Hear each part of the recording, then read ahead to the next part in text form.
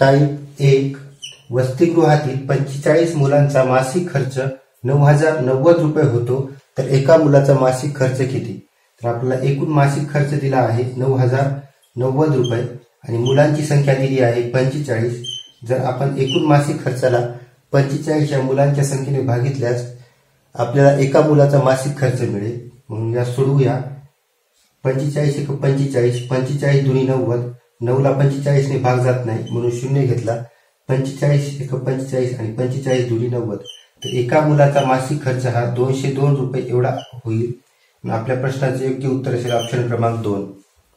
Type 2 56 metre लांबीची पट्टी 7 ठिकाणी सारख्या अंतरावर कापली तर प्रत्येक तुकडा किती मीटर लांबीचा निघेल? आपल्याला 7 मीटर लांबीची पट्टी दिली आहे, ज्यास 7 ठिकाणी कापले. 1 2 3 4 5 6 आणि 7, तर आपल्याला एकूण 8 तुकडे मिळतील. 1 2 3 4 5 6 7 आणि 8. आपल्याला एकूण लांबी दिली आहे 56 मीटर. 56 मीटरला 8 तुकडे मिळाले, त्यांनी जर भागितलं तर आपल्याला एका तुकड्याची लांबी मिळेल. 8 × 8, 8 × 7 56, तर त्या एका तुकड्याची लांबी ही 7 मीटर एवढी असेल. आपल्या प्रश्नाचे योग्य उत्तर असेल ऑप्शन क्रमांक 2 7 मीटर. टाईप 3 एका करंडीत पेरूंचे 8 किंवा 9 याप्रमाणे गट केल्यास प्रत्येक वेळी 3 पेरू उरतात, तर करंडीत कमीत कमी किती पेरू असतील? आपल्याला पेरूंचे गट दिले आहेत, जे की 8 किंवा 9 याप्रमाणे आहेत. अगोदर यांचा लसावी करून घेऊया. यांचा लसावी 8 9 72, 72 एवढा यांचा लसावी येतो. पुढे आपल्याला म्हटलं आहे प्रत्येक वेळी 3 पेरू उरतात, उरलेले 3 पेरू यामध्ये ऍड करूया. 72 अधिक 3 यांची बेरीज 75 होईल. तर आपलं योग्य उत्तर असेल 75. त्या करंडीत कमीत कमी हे 75 पेरू असतील.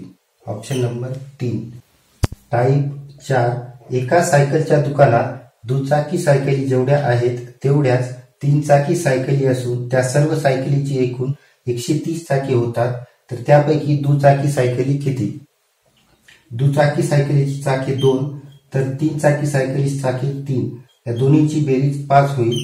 आपल्याला एकूण चाके दिली आहेत 130, तर यास आपण 5 ने भागितल्यास आपल्याला एकूण सायकलींची संख्या मिळेल. 5 × 5, 5 दुनी 10, 3 राहिले, 5 × 30, तर 26 हे आपल्या प्रश्नाचे उत्तर असेल. तर दुचाकी सायकलींची संख्या ही 26 असेल. ऑप्शन क्रमांक 1. टाईप 5 एका बागेत एकूण 1275 झाडे असून त्यामध्ये 850 ही आंब्याची व 75 नारळाची झाडे आहेत. उरलेली झाडे ही फणसाची आहेत, तर बागेत फणसाची झाडे किती? आपल्याला एकूण बागेतील झाडे दिली आहेत 1275 आणि आपल्याकडे एकूण 3 प्रकारची झाडे आहेत. 850 आंब्याची, 75 नारळाची आणि फणसाची. आपण जर नारळाची आणि आंब्याची झाडे ही एकूण झाडांमधून वजा केली तर आपल्याला फणसाच्या झाडाची संख्या मिळेल. म्हणून आपल्याकडे 850 ही आंब्याची झाडे आणि 75 ही नारळाची झाडे, या दोन्हीची बेरीज होईल 5 7 आणि 5 1202, हातचेला 1 925. यास आपण एकूण झाडांच्या संख्येमधून वजा करूया. आपल्याकडे एकूण झाडाची संख्या आहे 1275 वजा 925. 5 मधून 5 गेले 0, 7 मधून 2 गेले 5, 12 मधून 9 गेल्यास 3 राहतील. तर फणसाच्या झाडांची एकूण संख्या ही 350 असेल. आपल्या प्रश्नाचे योग्य उत्तर असेल ऑप्शन क्रमांक 3. टाईप 7 अक्षयजवळ 2150 आंबे होते. त्याने एका पेटीत 60 आंबे याप्रमाणे 32 पेट्यांत भरून विकले व 45 आंबे नासले म्हणून टाकून दिले, तर शिल्लक आंबे किती? तर अक्षयजवळ एकूण 2150 एवढे आंबे होते. त्यापैकी त्याने 60 पेटीत 32 याप्रमाणे आंबे भरून विकले आणि यांचा गुणाकार होईल 32 00 32 सखी 192. पुढे 45 आंबे नासले म्हणून टाकून दिले आणि यामध्ये 45 ऍड करूया. 5 2 4 6 19, तर 1965 हे एकूण आंब्यांमधून वजा करूया.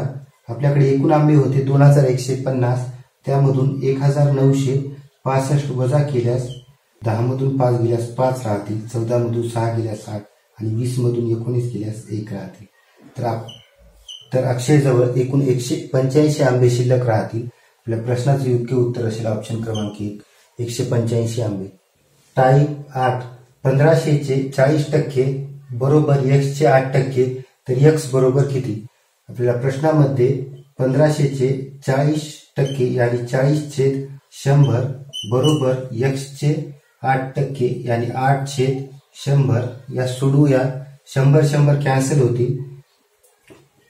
1500 गुणिले 40 बरोबर x गुणाकारातील 8 हे भागाकारामध्ये जातील. 8 एका 8, 8 पंच 12, 15 पाची 75 आणि पुढील 2 शून्य. x बरोबर x ची किंमत आपल्याला 7,500 रुपये एवढी मिळाली. म्हणून आपल्या प्रश्नाचं योग्य उत्तर असेल ऑप्शन क्रमांक 4, 7,500 रुपये. टाईप 9, 1200 चे 12% बरोबर 400 चे किती टक्के? आपल्याला प्रश्नामध्ये दिला आहे 1200 चे 12% यानी 12/100 बरोबर 400 चे किती टक्के? आपल्याला टक्के काढायचे आहेत म्हणून त्यास x मानूया. छेदामध्ये 100. आता या सोडवूया. 100 कॅन्सल होतील. पुढे 1200 गुणिले 12 बरोबर x हे गुणाकारातील 400 हे भागाकारामध्ये जातील. 400 वरील 2 शून्य आणि खाली 2 शून्य कॅन्सल. 4 एक 4, 4 त्रिकू 12, 12 36. तर x ची किंमत आपल्याला 36 मिळाली. 400 चे किती टक्के? तर 400 चे ते 36% असतील. आपलं योग्य उत्तर असेल ऑप्शन क्रमांक 3. टाईप 10, 900 चे x% बरोबर 600 चे 30%, तर x बरोबर किती? आपल्याला प्रश्नामध्ये दिला आहे 900 चे x%, ज्यास आपण x/100 असे लिहिले बरोबर 600 चे 30% यानी 30/100. यात सोडवूया. 100 कॅन्सल होतील. पुढे x बरोबर 600 गुणिले 30 हे गुणाकारातील 900 भागाकारामध्ये जातील. छेदामध्ये 900, 2 शून्य कॅन्सल.